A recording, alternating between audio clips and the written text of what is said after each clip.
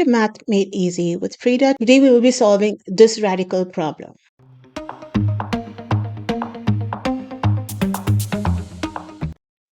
So we have here square root of 2 plus square root of 18 over 4 the whole squared. All right, let's look at this. Let's try to break up the 18.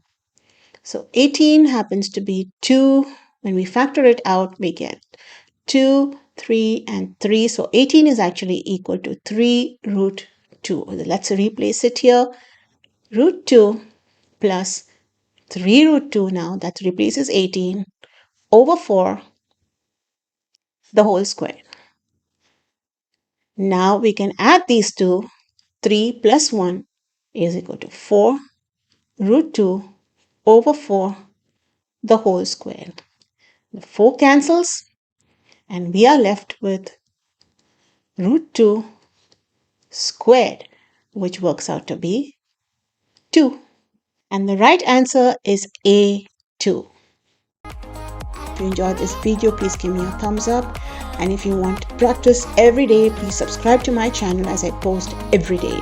Till next time, have a nice day.